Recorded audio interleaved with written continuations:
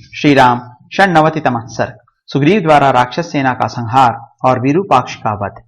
इस प्रकार जब रावण ने अपने बाणों से वानरों के अंग भंग कर डाले, तब वहां धराशायी हुए वानरों से वह सारी रणभूमि पट गई।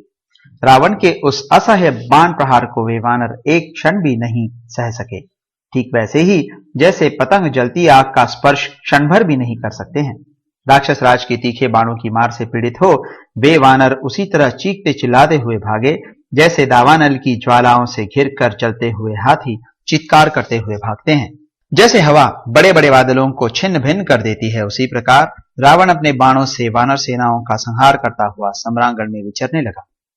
बड़े वेग से वानरों का संहार करके वह राक्षस राज सम्रांगण में जूझने के लिए तुरंत ही श्री रामचंद्र जी के पास जा पहुंचा। उधर सुग्रीव ने देखा वानर सैनिक रावण से खदेड़े जाकर समरभूमि में भाग रहे हैं। तब उन्होंने सेना को स्थिर रखने का भार सुषेण को सौंपकर स्वयं शीघ्र ही युद्ध करने का विचार किया। सुषेण को अपने ही समान पराक्रमी वीर समझकर उन्होंने सेना की रक्षा का कार्य सौंपा और स्वयं वृक्ष लेकर शत्रु के सामने प्रस्थान किया। उनके अगल बगल में और पीछे समस्त वानर युद्धपति बड़े बड़े पत्थर और नाना प्रकार के वृक्ष लेकर चले। उस समय सुग्रीव ने युद्ध में उच्च स्वर से गर्जना की और प्रलय काल में बड़े बड़े वृक्षों को उखाड़ फेंकने वाले वायुदेव की भांति उन विशालकाय वानर राज ने विभिन्न प्रकार की आकृति वाले बड़े बड़े राक्षसों को गिरा गिरा कर मथ एवं कुचल डाला।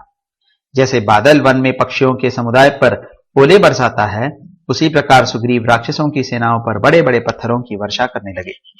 वानर राज के चलाए हुए शैलखंडों की वर्षा से राक्षसों के मस्तक कुचल जाते और वे ढहे हुए पर्वतों के समान धराशायी हो जाते थे। इस प्रकार सुग्रीव की मार से जब सब और राक्षसों का विनाश होने लगा तथा वे भागने और आर्तनाद करते हुए पृथ्वी पर गिरने लगे, तब विरूपाक्ष नामक दुर्जय राक्षस हाथ में धनुष्य ले अपना नाम घोषित करता हुआ रथ से कूद पड़ा और हाथी की पीठ पर जा चढ़ा। उस हाथी पर चढ़कर महाबली विरूपाक्ष ने बड़ी भयानक आवाज में गर्जना की और वानरों पर वेगपूर्वक धावा किया। उसने सेना के मुहाने पर सुग्रीव को लक्ष्य करके बड़े भयंकर बाण छोड़े और डटे हुए राक्षसों का हर्ष बढ़ाकर उन्हें स्थिरतापूर्वक स्थापित किया। उस राक्षस के पैने बाणों से अत्यंत घायल हुए वानर राज सुग्रीव ने महान क्रोध से भरकर भीषण गर्जना की और विरूपाक्ष को मार डालने का विचार किया। शूरवीर तो वे थे ही, सुंदर ढंग से युद्ध करना भी जानते थे। अतः एक वृक्ष उखाड़कर आगे बढ़े और अपने सामने खड़े हुए उस विशाल हाथी पर उन्होंने उस वृक्ष को दे मारा। सुग्रीव के प्रहार से घायल हो वह महान गजराज एक धनुष्य पीछे हटकर बैठ गया और पीड़ा से आर्तनाद करने लगा। पराक्रमी राक्षस विरूपाक्ष उस घायल हाथी की पीठ से तुरंत कूद पड़ा और ढाल तलवार ले शीघ्रतापूर्वक अपने शत्रु सुग्रीव की ओर बढ़ा। सुग्रीव एक स्थान पर स्थिरतापूर्वक खड़े रहे। वह उन्हें फटकारता हुआ सा उनके पास जा पहुंचा। यह देख सुग्रीव ने एक बहुत बड़ी शिला हाथ में ली जो मेघ के समान काली थी। उसे उन्होंने विरूपाक्ष के शरीर पर क्रोधपूर्वक दे मारा। उस शिला को अपने ऊपर आती देख उस परम पराक्रमी राक्षस शिरोमणि विरूपाक्ष ने पीछे हटकर आत्मरक्षा की और सुग्रीव पर तलवार चलाई। उस बलवान निशाचर की तलवार से घायल होकर वानरराज सुग्रीव मूर्छित होकर थोड़ी देर धरती पर पड़े रहे। फिर सहसा उछलकर उन्होंने उस महासमर में मुट्ठी बांधकर विरूपाक्ष की छाती पर वेगपूर्वक एक मुक्का मारा। उनके मुक्के की चोट खाकर निशाचर विरूपाक्ष का क्रोध और बढ़ गया और उसने सेना के मुहाने पर उसी तलवार से सुग्रीव के कवच को काट गिराया। साथ ही उसके पैरों का आघात पाकर वे पृथ्वी पर गिर पड़े।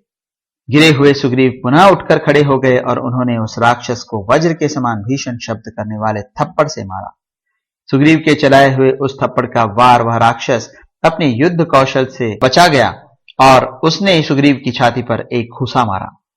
अब तो वानरराज सुग्रीव के क्रोध की सीमा न रही। उन्होंने देखा कि राक्षस ने मेरे प्रहार को व्यर्थ कर दिया और अपने ऊपर उसका स्पर्श नहीं होने दिया। तब विरूपाक्ष पर प्रहार करने का अवसर देखने लगे। तदनंतर सुग्रीव ने विरूपाक्ष के ललाट पर क्रोधपूर्वक दूसरा महान थप्पड़ मारा, जिसका स्पर्श इंद्र के वज्र के समान दुस्सह था। उससे आहत होकर विरूपाक्ष पृथ्वी पर गिर पड़ा।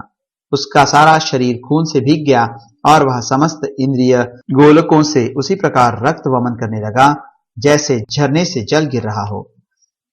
उस राक्षस की आंखें क्रोध से घूम रही थीं। वह फेन युक्त रुधिर में डूबा हुआ था। वानरों ने देखा विरूपाक्ष अत्यंत विरूपाक्ष मतलब कुरूप नेत्र वाला और भयंकर हो गया है। खून से लथपथ हो छटपटाता, करवटें बदलता तथा करुणाजनक आर्तनाद करता है। इस प्रकार वे दोनों वेगशाली वानरों और राक्षसों के सैन्य समुद्र मर्यादा तोड़कर बहने वाले दो भयानक महासागरों के समान परस्पर संयुक्त हो युद्ध भूमि में महान कोलाहल करने लगे। वानरराज सुग्रीव के द्वारा महाबली विरूपाक्ष का वध हुआ देख वानरों और राक्षसों की सेनाएं एकत्र हो बड़ी हुई गंगा के समान उद्वेलित हो गई।